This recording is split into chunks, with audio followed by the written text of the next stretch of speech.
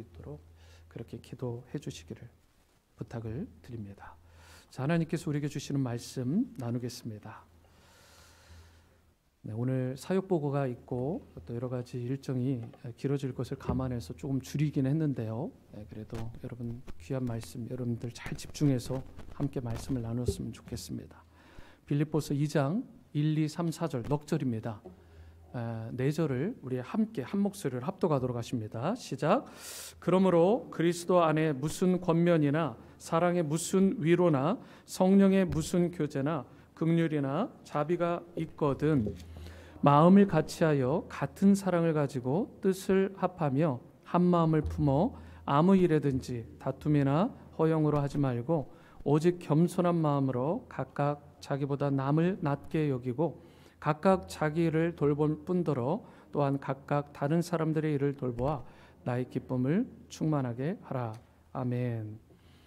제가 제목을 잠깐 나누기 전에 이 영어권 성도님이 저 주차장에서 주우신 건데요. UI 파킹하고 트랜스포테이션 이 패싱인 것 같습니다. 이것을 혹시 한옥권 성도님 중에 드랍하신 분이 있으면 나중에 저에게 픽업 하시면 되겠습니다. 자, 저를 따라해 보시죠. 그리스도인의 삶의 방식, 그리고 서로를 향해서 한번 이렇게 인사하시죠. 잘 삽시다. 이렇게 한번 인사하시죠. 잘 삽시다. 네, 그리스도인의 삶의 방식을 따르게 되면 우리가 잘 살게 된다. 주님 안에서 잘 살고 또 행복하고 그리고 주님께서 큰 은혜를 베풀어 주신다라는 내용입니다. 그래서 사실은 부제는 잘 사는 삶입니다. 행복한 삶. 미국의 경제 전문가이자 베스트셀러 작가인 폴 제인 필저, 폴 제인 필저라는 분이 계세요. 이분이 수많은 베스트셀러를 내셨어요. 그리고 아주 적은 나이에 20대 중반도 안 되어서 이분이 뉴욕 대학의 교수까지 되신 분이고, 그리고 이미 젊은 나이에 100만 장자를 넘어서 쉽게 1000만 장자까지 된 이런 정말 대단한 그런 경제학자고 미래학자고 베스트셀러 작가입니다. 이 경제 전문가인 폴 제인 필저가 2002년에 또 한 권의 책을 냈는데 그 책의 제목이 The Wellness, 그리고 뒤에 붙는 말이 Revelation입니다. 이 웰리스라는 단어는 아시는 것처럼 복지, 건강, 잘 사는 것 이런 것들을 포함하는 건데 이 The Wellness Revelation이라는 것을 한국어 책으로 번역이 되었는데 이 번역된 표지나 책 제목이 그렇게 마음에 들지는 않더라고요, 솔직히. 그런데 어찌되었든 이 제목이 이렇게 되어 있습니다. 건강관리혁명, 건강관리혁명 이런 제목으로 책이 번역본이 나왔습니다. 필저는 이 책에서 웰리스, 다른 말로 이야기하면 잘 사는 것을 제4의 웨이브, 제4의 물결이다 이렇게 이야기를 합니다. 엘빈 토플러라는 분 아시죠? 몇 년 전에 소천하셨는데 대단한 분이죠. 미래학자고 그리고 또 여러 가지 이 인사이트가 탁월하신 분인데 현대 정보사회를 제3의 물결이라고 그렇게 이야기를 했는데 필저는 이것을 뛰어넘어서 웰리스, 잘 사는 것을 행복한 사는 것을 그 이후에 또 다른 혁명, 제4의 혁명이다 이렇게 이야기를 했습니다. 이게 무슨 말이냐면 자, 음식을 하나 먹는데 예전에는 여러분들이 경험하셨듯이 배만 채우면 됐어요. 그냥 든든하게 배만 잘 채우면. 그래서 인사말이 뭐였죠? 아침 식사 잘 하셨냐? 밥 드셨냐? 이게 인사였어요. 그런데 요즘 그렇게 인사하는 사람이 어디 있습니까? 뭐를 잘 드셨는지 무엇을 먹었는지 그걸 궁금해들 하죠. 퀀티티에 대한 부분이 아니라 퀄리티로 넘어갔습니다. 제4의 물결이라는 것은 여러분이 이 퀀티티적인 그냥 인간의 기본적인 것들을 채우는 것을 넘어서 이 건강에 직접적으로 도움이 되는 요소들, 그런 음식을 하나 먹더라도 건강관리를 하더라도 막 하는 게 아니라 어떻게 우리의 건강관리를 할 수 있을까? 그래서 우리가 행복하고 잘 사는 삶을 우리 일평생 살아갈 수 있을까? 이것이 이분이 이야기하는 미래의 우리의 최고의 먹거리가 될 것이다라는 것이 이분의 진단입니다. 여러분, 그만큼 중요하고 많은 사람들의 관심을 갖는 것이 잘 사는 것인데 문제는 진정한 의미에서 사람들이 잘 살고 있을까? 오늘날 사람들이 이런 것에 대해서 말은 하지만 정말 세상 사람들이 이전보다 잘 살고 있다라고 생각하십니까? 여러분, 돈이 많고 좋은 것을 먹고 그것을 누리게 되면 잘 사는 것일까요? 좋은 집에 살고 좋은 환경에 살면 그것을 잘 산다라고 우리가 진짜 말할 수 있는 것일까요? 아마도 그렇지 않을 것입니다. 여러분, 어떤 사람이 만약에 건강한 인격을 갖췄어요. 훌륭한 성품을 가졌어요. 인품적으로 너무나 따뜻하고 온유하고 인자하고 다른 사람들을 넉넉하게 품는 아주 좋은 캐릭터를 가지고 있습니다. 그러다 보니까 자연스럽게 그 개인의 삶이 변화가 될 뿐만 아니라 또 그 사람을 통해서 세상이 부유해지고 또 선한 영향을 끼치게 되는 것을 보면서 사람들이 그를 향해서 그렇게 이야기를 하는 것입니다. 저 사람 참 잘 살았다. 그리고 저 사람 정말 행복한 인생이다. 무언가를 잘 먹기 때문에, 그리고 잘 쥐고 살기 때문에, 무언가를 움켜쥐었기 때문에 저 사람 잘 산다라고 말하는 사람 거의 없습니다. 여러분, 그렇지만 이렇게 성품적으로 탁월하고 다른 사람들을 잘 돌보고 섬기고 많은 사람들에게 박수 갈채를 받을 수 있는 그런 인격으로 날마다 바르게 설 때 그 사람을 참 잘 산 인생이다, 행복한 인생이다, 닮고 싶다라고 말을 하는 거죠. 여러분, 우리가 이런 면에서 잘 산다라는 것은 단순히 어떤 상태나 가진 소유 자체로 그 사람을 잘 산다라고 평가하는 건 잘못된 거예요. 그래서 우리 자녀들이 어떤 사람이 그냥 겉모양으로 볼 때 좋은 집을 가지고 있고 좋은 차를 가지고 있는데 습관적으로, 여러분들도 그럴 수 있어요, 참 잘 살더라, 참 잘 산다, 이렇게 말하는 것은 좀 교정해 주셔야 돼요. 그냥 부유하게 사는 거예요. 하지만 부자로 산다고 그 자체가 잘 사는 것과는 이퀄이 아닙니다. 부자로 산다고 해서 물질적으로 편리하고 좀 넉넉하다고 해서 그 자체가 행복한 삶은 아니에요. 여러분, 여기에 대한 분명한 인식을 가지셔야 됩니다. 우리가 이런 의미에서 단순히 소유하고 가진 것 자체로 잘 산다라고 평가하고 평가받을 것이 아니라 우리가 하나님 안에서 주님을 바라보실 때, 사람들이 평가할 때 정말 바르고 올곧은 건강한 삶을 살아갈 때 비로소 듣게 되는 말이 잘 산다. 그리고 그 인생 정말 잘 살았다. 그렇게 평가를 받게 되는 거죠. 여러분과 저는 예수님을 믿음으로 말미암아 변화된 새 삶을 살게 된 그런 천국 시민이 되었습니다. 세상 사람들은 세상적인 차원에서 잘 사는 것에 대해서 강조하고 그것에 대해서 비즈니스를 하고 광고를 하고 우리의 마음을 흔들어 놓으려고, 혹하게 하려고 미혹할지 모르지만 최소한 여러분과 저는 달라야 돼요. 우리가 크리스찬이라면 그 정도 차원의 세상적인 차원에서 이야기하는 잘 사는 삶, 행복하는 삶을 추구할 것이 아니라, 웰리스를 추구할 것이 아니라 하나님 안에서 하나님이 기뻐하시는 바른 인생, 바른 그리스도인의 삶을 추구해야 되는 것입니다. 그렇다면 그것을 살아가는 방식이 달라야 되겠죠.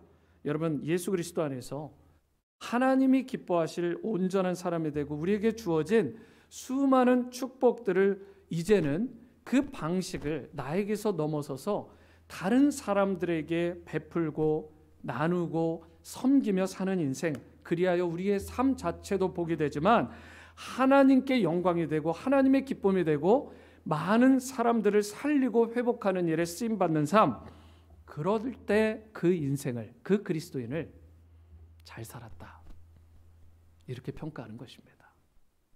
여러분, 묻고 싶습니다. 여러분 잘 살고 계십니까? 여러분 정말 행복하세요? In Christ, 주님 안에서?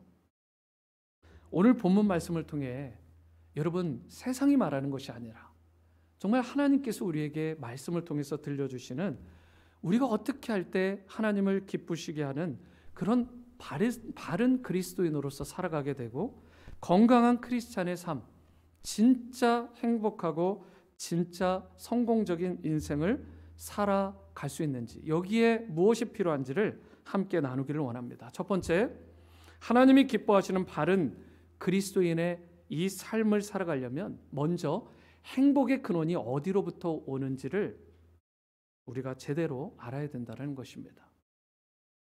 행복이 어디에서 오는 것인지, 잘 사는 것이 어디에서 시작되는지를 알아야 바르고 건강한 그리스도인의 삶을 살아갈 수 있는 것입니다.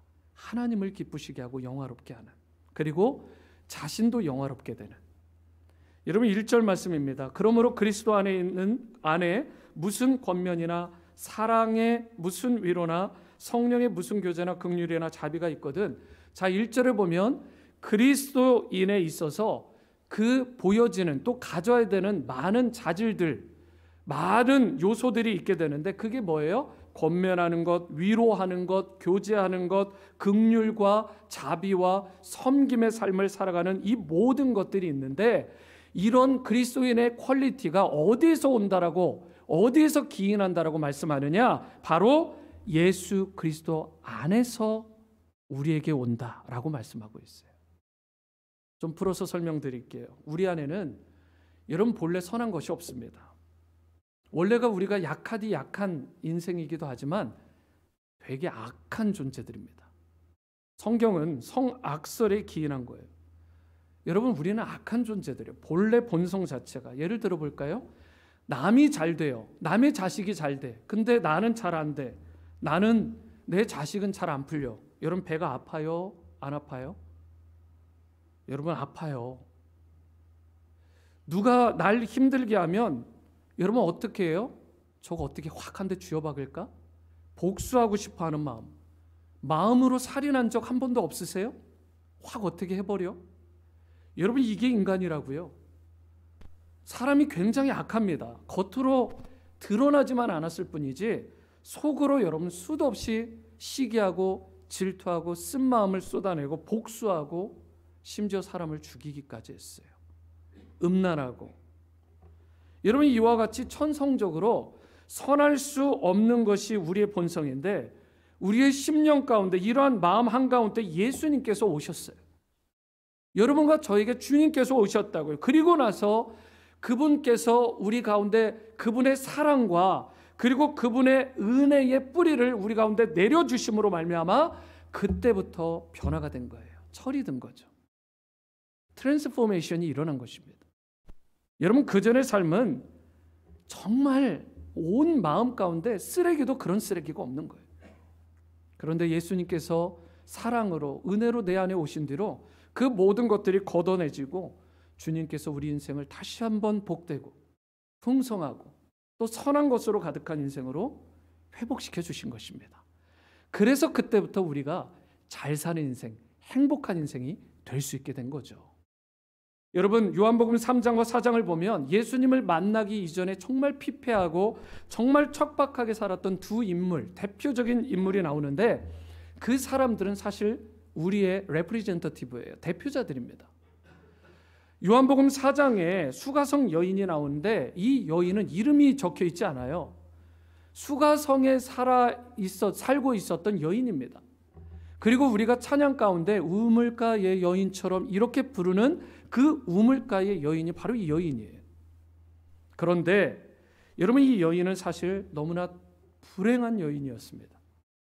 성경의 기록에 따르면 어떻게 돼 있어요? 남편이 5번 바뀌었어요. 여러분, 오늘날은 혹시라도 남편을 자주 바꾸면 야, 그 여인이 좀 능력이 있나 보다, 이렇게 생각하는 좀 서구적인 생각이 있을지도 모르겠어요. 그런데 여러분, 고대 사회에서는 전혀 그렇지 않습니다. 정반대예요. 남편이 5이었다라는 것은 이 여자가 능력이 있었다가 아니라 이 여자가 5번 버림받은 것입니다. 얼마나 큰 상처예요. 여러분, 우리가 생각하는 그런 것을 뛰어넘는 엄청난 버림받는 그런 자존감이 바닥을 치는 인생이 여인이었어요. 5번씩이나. 아니, 그것을 넘어서는 수많은 깨어짐과 갈라짐과 상처가 그 인생을 후벼 팠을 것입니다. 잘 살아보려고 남편을 만나 결혼했는데 여러분, 도리어 상처만 받은 거예요. 5번씩이나. 그래서 사람들에게 인정받지 못했고, 사람들에게 존경받지 못했고, 수가성이라는 마을에 살았지만 누구도 그녀를 돌아보지 않았어요. 그래서 낮 12시 그 뙤약볕에 아무도 찾아가지 않는 시간에 우물물을 길러 홀로 다른 사람의 시선을 피해 간 것입니다. 보통 여인들은 아침에 서늘할 때 여러분 물을 길러 가는데 그들의 시선을 피해서 우물가로 간 거죠. 사람들에게 소외당했어요. 왕따당했어요. 심지어 컬스당하고 저주당하고 그리고 많은 사람들의 비난과 힐난을 받았던 인물, 누구도 돌아보지 않아서 버려진 것 같은 느낌이 있었던 상태의 이 여인, 그 속마음에 굉장한 상처와 아픔을 움켜쥐고 살았던 이 여인이 수가성 여인이었는데 전혀 소망 없음의 상태, 정말 생을 포기하고 싶었던 그 극악한 상황 가운데 그 우물가에서 예수님을 만났습니다. 그리고 예수님이 그녀에게 부어주는 리빙 워터, 생수를 맛보게 돼요. 여러분, 영원히 목마르지 않는 생명을 주는 물이었습니다. 예수님이 주는 물은 세상이 주는 물과 달라서 생명을 소생하고 생명을 주는 물인데, 여러분, 우리 교회 표어이기도 하죠. 라이프 기빙, 바로 생명을 주는 라이프 기빙 워터가 바로 예수님 자신이 되어서 그 생수를 직접 이 여인에게 부어주신 것입니다. 여러분, 생수의 근원은 누구시에요? 예수님이십니다. 이 예수님을 막 먹고 마시지 않으면, 생수의 근원이 되시는 이 예수님을 만나지 않으면 여러분, 세상에 제 아무리 좋은 것을 가지고 있어도 행복하지 않아요. 잘 산 인생이 아닙니다. 계속 마음이 삐뚤어지고 왜곡되고 상처투성일 수밖에 없어요. 여러분, 요한복음 3장에 보면 또 한 인물이 나옵니다. 이 사람은 니고데모라고 하는 당대 최고의 학자 중에 한 명이었고 관원이었고, 이 우물가의 여인과는 좀 다른 그런 신분과 권력과 부를 가진 사람입니다. 그야말로 남부러울 것이 없는 인생이었는데, 그가 이 우물가의 여인처럼 남들의 시선을 피해서 예수님을 찾아옵니다. 한밤중. 여러분, 이게 시간대별로 시기적으로 한밤이다, 물리적으로 시간을 의미하는 한밤이라는 것을 말할 수도 있지만, 여러분, 이것이 상징하는 것은 니고데모의 심령이 칠흑같이 어두운 한밤 가운데 있었다는 것을 의미합니다. 왜 그랬을까요? 자기가 죽으면 어떻게 되는지 답이 없었어요. 제가 어떻게 거듭날 수 있습니까? 이 말은 내가 어떻게 구원을 받고 내가 어떻게 천국에 갈 수 있습니까? 이 질문이에요. 이 질문에 대해서 수많은 성경을 보고, 그리고 당대 최고의 율법학자라고 말했던 니고데모가 여러분 갈증을 느꼈어요. 해답을 찾지 못했어요. 정말 똑똑한 사람인데 세상에 수많은 질문만 가졌을 뿐이지 정작 자기 인생 가운데 절대적으로 필요한 이 해답을 찾지 못하고 방황하고 낙심해 있던 상태에서 칠흑같이 어두운 한밤중의 인생 가운데서 고달파하다가 신음하다가 예수님을 만난 거예요. 여러분, 니고데모는 아무리 지성인이고 다 갖추어도 인생의 해답을 찾지 못했던 인생입니다. 그런데 예수님을 만나고 어떻게 되었죠? 인생의 참된 해답을 찾게 되고, 여러분, 진정한 삶의 변화를 그때 경험하게 된 것입니다. 오늘 여러분과 저에게도 이 수가성 여인처럼, 예수님을 만났던 니고데모처럼 놀라운 이러한 변화가 필요해요. 세상이 나에게 안겨주는 물로는, 세상이 나에게 안겨주는 아무리 좋아 보이는 것으로도, 환상적이어 보이는 것들로도 내가 만족할 수 없어요. 아무리 마시고 또 마시고 또 마셔도 갈증만 더할 뿐이지 저와 여러분들 해결되지 않습니다. 여러분들, 세상에서 돈을 아무리 많이 소유해보고 명예를 가지고 또 헐리우드나 연예계와 같은 곳에서 유명인이 되더라도 여러분, 행복할 수 있을까요? 그렇게 연예인들이 행복하고 정치 권력을 가진 사람들이 있다면 왜 우울증에 빠지겠어요? 왜 공황장애에 빠지고 모든 것을 다 가진 인물들인데 왜 사람들과의 관계 가운데 대인기피증에 빠지겠어요? 여러분, 드러난 사람들만 그렇지 그 이면으로 더 깊이 들어가 보면 말로 할 수 없이 수많은 사람들이 우울증에, 또 술 중독에, 심지어 마약에 빠져 있습니다. 극단적인 행위까지 여러분 나가게 되는 거예요. 여러분 오죽하면 악플을 달지 말라고 좀 이 연예인들 좀 자꾸 이 안 좋은 소식이 들리니까 이제는 일부 인터넷 포털 사이트는 아예 댓글창 자체를 막아버렸잖아요. 연애창에. 오늘 여러분과 제가 정말 진정한 차원에서 잘 살기를 원한다면, 행복한 인생을 살기를 원한다면 생각을 완전히 바꿔야 됩니다. 예수님 만나셔야 돼요. 저는 예수님 만났는데 안 행복한데요. 잘 사는 것 같지 않은데요. 여러분 그렇다면 여러분 예수님을 다시 제대로 만나셔야 됩니다. 예수님 만나면 행복하게 되어 있어요. 예수님 만나면 잘 사는 인생으로 변화되게 되어 있습니다. 내 울타리를 넘어 다른 사람을 먹이고 섬기고 베풀고, 여러분 사람들은 나에게 박수를 보내지 않고 나를 영화롭게 느끼지 않을지라도 여러분 하나님이 아세요. 그리고 많은 성도들이 그를 기억합니다. 여러분 이와 같이 정말 내 인생에 묶여있는 저주를 풀고 빛나는 인생으로 여러분 우리가 회복되려면, 어둠의 권세가 무너지고 그래서 내 가정이 통곡 소리가 떠나가고 축복의 노래, 기쁨의 찬송으로 회복되려면 여러분 진정한 행복의 근원이 되시는 리빙 워터가 되시는 그 예수님을 저와 여러분들이 만나야 되고, 저와 여러분들의 가정에 또 우리 교회에 계속해서 모셔야 될 줄 믿습니다. 그래야 여러분들이 찾는 진정한 행복과 그리고 진정 잘 사는 인생, 웰리스가 여러분들에게 주어지게 되기를 축원합니다.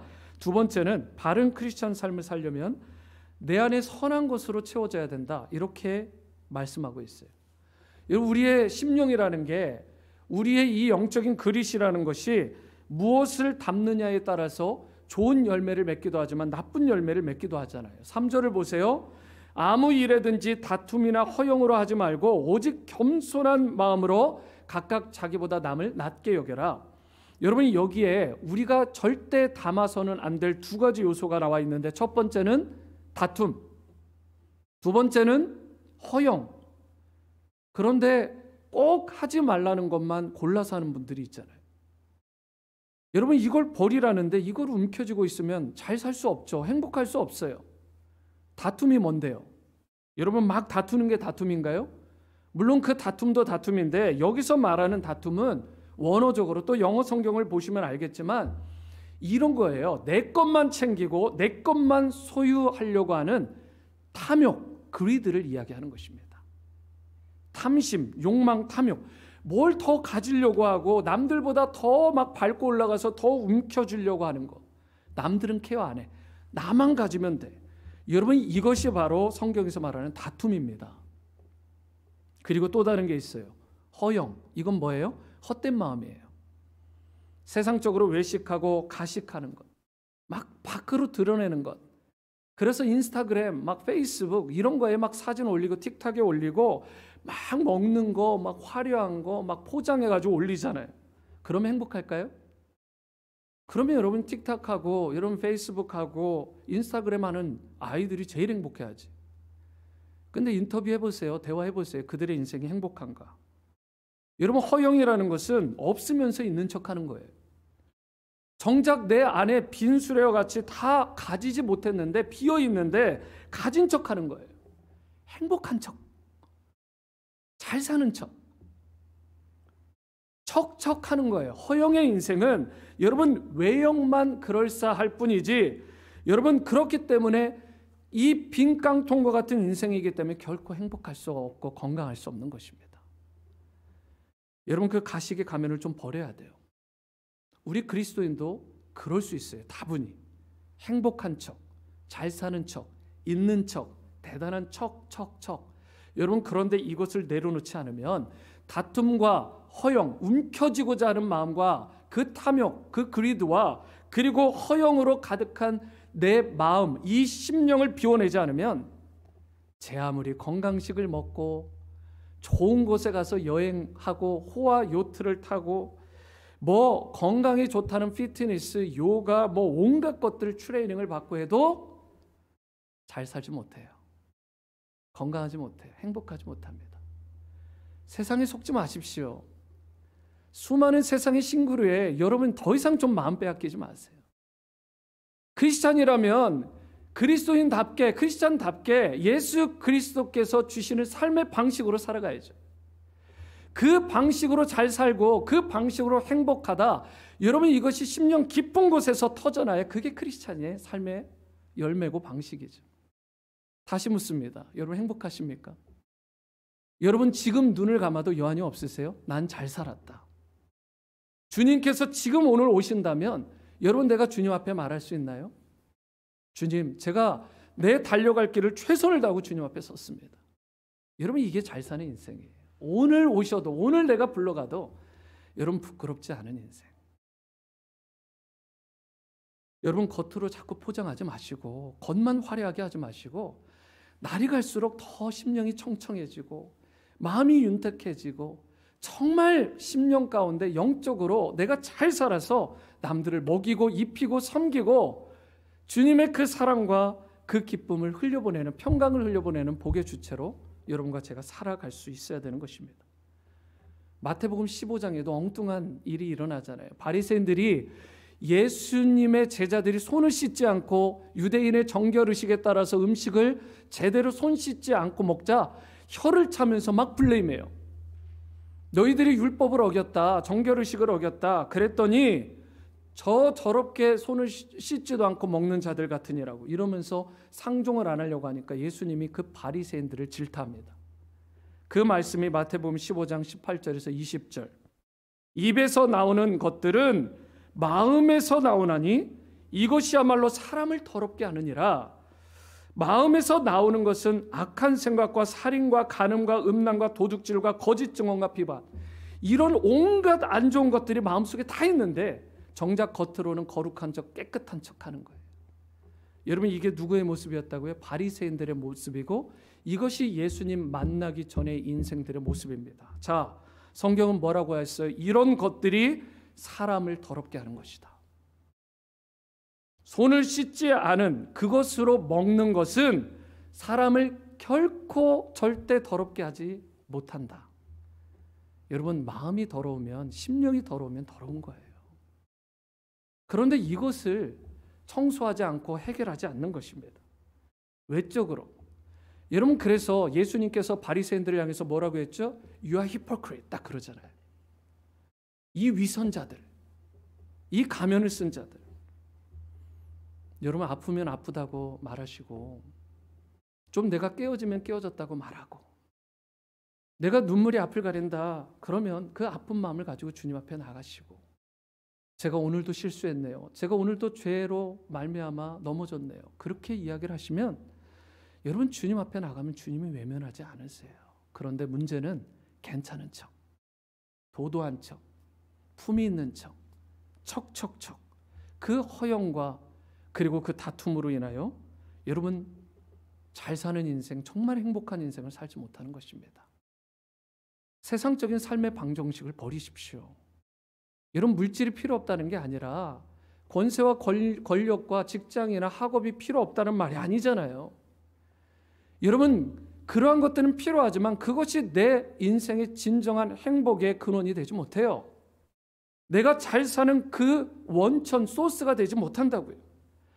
여러분, 이거 하나 제대로 잡지 못하고 인생을 살아가면 여러분 수십 년, 어쩌면 여러분들에게 수백 년을 더 주어져도 우리 인생 잘 살지 못하고 주님이 기뻐하시는 방향으로 영광스럽게 주님 앞에 드리지 못하는 것입니다. 저와 여러분, 내 심령에 정말 담아야 될 것이 무엇이에요?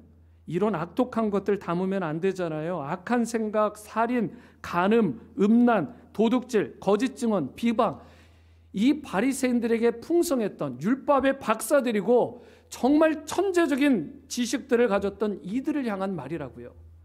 성경을 아는 것에서 거듭나는 게 아니라 예수님을 만나야 되고 내 심령 가운데 성령이 임하셔야 여러분, 그때 비로소 내가 거듭나는 것입니다. 할렐루야. 여러분, 내 마음속이 더러운데 여러분 어찌 내 인생이 행복하고 좋은 열매가 나오겠어요? 내 안에 성령이 임하셔야, 여러분 성령의 권세와 그 능력으로 내가 붙들려야 사랑할 수 없는 사람을 사랑할 수 있게 돼요. 내가 저주하던 그 사람을 내가 끌어안게 됩니다. 여러분 기뻐할 수 없는 상황인데, 슬퍼할 수밖에 없는 무너진 상황인데, 그 인생의 수많은 장애 앞에서 내가 오히려 기뻐하고 바울과 실라처럼 찬송할 수 있게 되는 것입니다. 여러분, 나의 것을 나눌 수 없는 가운데서도 오히려 나누고 베풀고 섬길 수 있게 되는 것이고, 코로나의 상황 가운데 어려움 가운데 빠진 사람을 돌아보게 되는 것입니다. 여러분, 이러한 그리스도인의 삶의 방식으로 저와 여러분들이 살아갈 수 있게 되기를 축원합니다. 세 번째이자 마지막은, 우리가 바른 크리스찬의 삶, 잘 살고 정말 행복한 인생이 되려면 삶의 지경이 넓어져야 돼요. 삶의 지경이 넓어져야 한다. 여러분, 삶의 지경이 넓어져야 된다는 건 이런 거예요. 쉽게 얘기해서 나 중심의 삶에서 다른 사람들을 좀 돌아보고 그 인생의 범위를 넓혀가는 것을 말합니다. 나 하나 겨우 건사하고 돌아보는 정도가 아니라, 4절 보세요. 각각 자기 일을 돌볼 뿐더러 또한 각각 다른 사람들의 일을 돌보아 나의 기쁨을 충만하게 하라.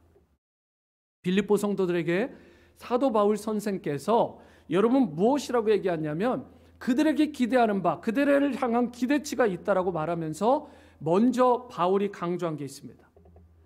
각각 자기의 일들을 돌아봐라. 이 말은 야, 네 일 좀 제대로 해, 이 말입니다.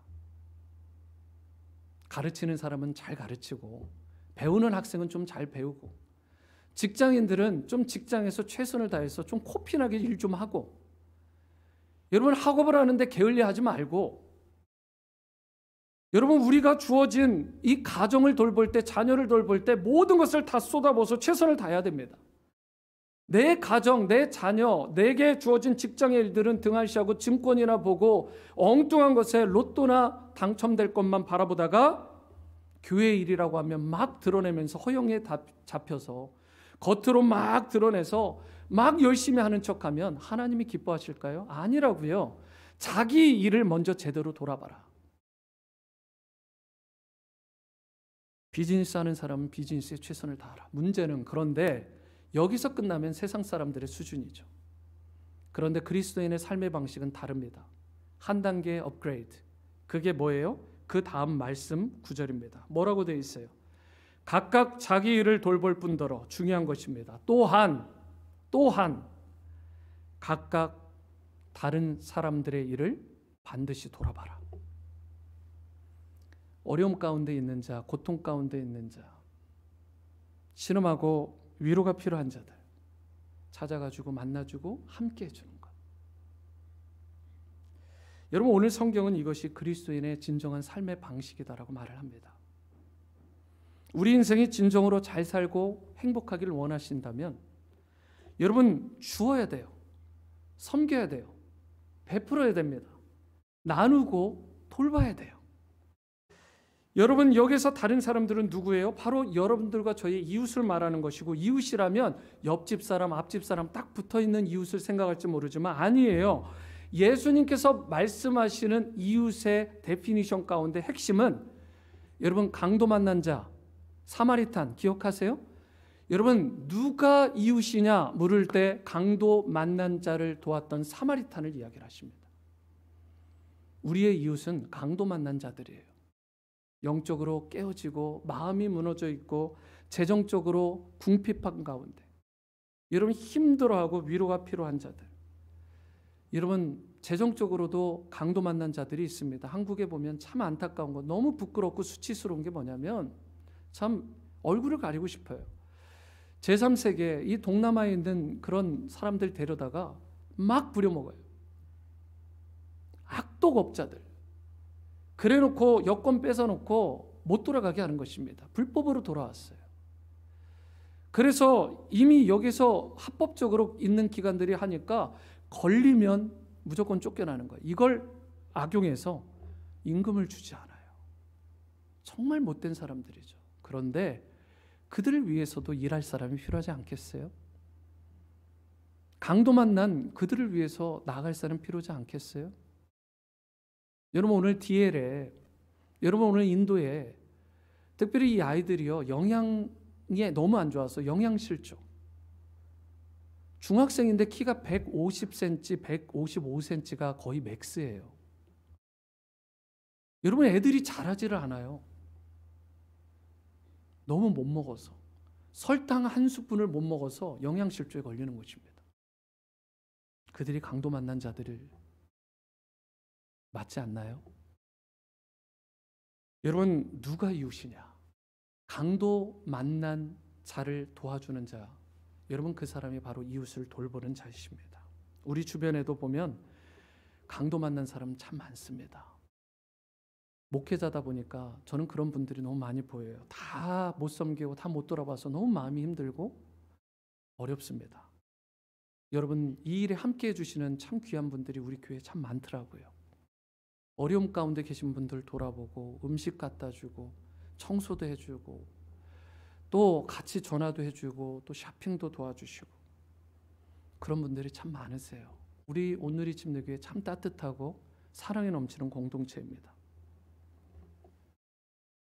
우리 강 목사님이 계셔서 좀 말씀드리기 좀 그랬지만 그래도 우리 남사모님에 대해서 잠깐 말씀을 드리면, 우리 남사모님 마지막 정말 건강 상태가 너무 좋지 않으실 때, 이 키모를 받으시고 모든 것들이 정말 너무 어려운 상황 가운데 계셨지만 그 순간에도 주는 자로, 섬기고 베푸는 자로 쓰임받기 위해서 이 당신의 몸 하나 겨우 건사하는 정도로 있었다면 그냥 계속 누워 계셨을 거예요. 그런데 그 아픈 몸을 이끌고 집에서 여기까지 오셔서 피아노를 새벽마다 반주하셨어요. 제가 묻습니다. 여러분, 세상 사람들이 이거 알아주나요? 세상 사람들은 남사모님과 같은 그런 성도의 삶에 대해서 잘 산다고, 야, 행복했다라고 말할까요? 여러분, 남사모님이 묵묵하게 중보 기도의 자리를 항상 신실하게 지켜서 여기 있는 여러분들과 저를 그 아픈 상황 가운데서도 위에서 기도했다는 사실을 아시나요? 새벽마다 항상 저 뒷자리에 앉으셔서 여러분들을 위해, 교회를 위해, 또 어려운 이웃과 강도 만난 자들을 위해 기도하신 분입니다. 세상은 알아주지 않아요. 세상적으로 보면 영화롭지 않고 영광스럽지 않은 여종일 수도 있습니다. 여러분, 중고등학생들, 청년들 금요일날 친교하고 먹이고 섬기는 일에 누구보다 앞장서셔서 청년들을, 특별히 리더십은 그걸 다 합니다. 우리 회장도 섬기는 자들도 다 알더라고요.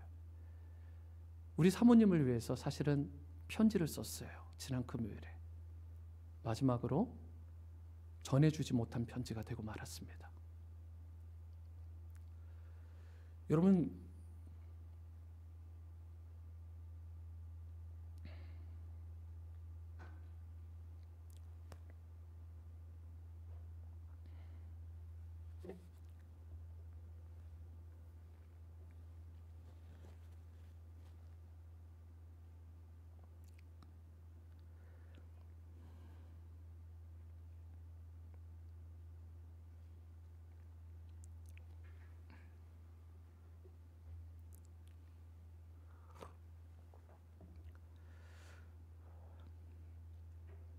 여러분, 사람들은 알아주지 않을 수 있어요. 사람들은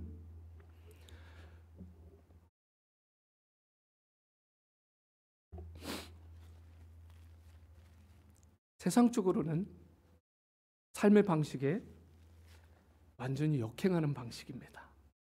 누구도 알아주지 않고 박수 쳐주지 않고 인정해주지 않고 영광스럽지 않았던 그 자리를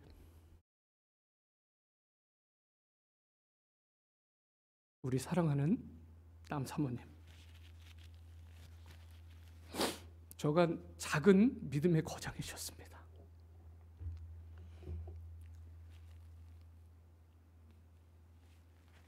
그분이 흘리신 수많은 기도와 또 땀과 눈물, 그 그리스도인으로서의 삶의 방식을 저와 여러분들이 진정 본받을 수 있기를 바랍니다. 제가 어제 새벽 2시에 그냥 기도한 것이 아니라 남성모님이 앉아 계시던 저 자리를 향해서 두 손을 뻗어 제가 십자가를 받으며 또 기도를 했습니다. 사모님이 저 자리에서 흘리신 그 수많은 눈물과 기도들 하나님 헛되게 하지 마시고 다 열매 맺게 해달라고. 하나님, 우리 교회 가운데 사모님의 그 신앙의 본을 받아서 묵묵하게 새벽에 나와서 기도하고 또 성도들을 위해서 강도 맞는 자들을 위해서 울어주고 반주해주고 그렇게 세상은 알아주지 않지만 하나님은 알아주시는 그 일을 누군가가 다시 맡아서 할 수 있도록 우리 사모님의 눈물과 기도가 결코 헛되지 않게 해달라고 기도했어요. 저는 하나님께서 그 사모님의 기도 또 저와 우리 모두의 기도를 들어주실 줄 믿습니다. 사모님은 정말 영광스러운 것, 그 하늘나라 천국에서 의의 멸류관을 쓰시고 가장 영광스러운 모습으로 왕노릇하며 지금 더 이상 고통도 슬픔도 아픔도 없는 그곳에서 최고의 삶을, 칭찬을 인정받으며 살아가고 계신 줄 믿습니다. 우리도 그 사모님과 같이 호흡이 닿는 그 순간까지 맡겨진 일 남들이 알아주지 않아도 여러분 마지막까지 최선을 다하시고, 우리 강 목사님 마지막에 그러셨어요. 내 안에 남사모가 좀 회복되어서 새벽 제단에 나와 반주하고 기도하는 모습 봤으면 좋았을 텐데. 여러분, 그것이 하나님이 알아주시는 성도의 삶입니다. 여러분과 저 이 사실을 기억하시고 이제 우리가 그 사모님의 유훈대로, 그 보여주신 신앙의 교훈대로 하나님을 영화롭게 하는 복된 인생, 하나님을 기쁘시게 하는 바른 크리스찬의 삶을 살아가게 되기를 주님의 이름으로 축원합니다. 우리 한번 자리에서 다 일어나셔서 우리 한번 찬양하시고 우리 기도하고 마치도록 하겠습니다.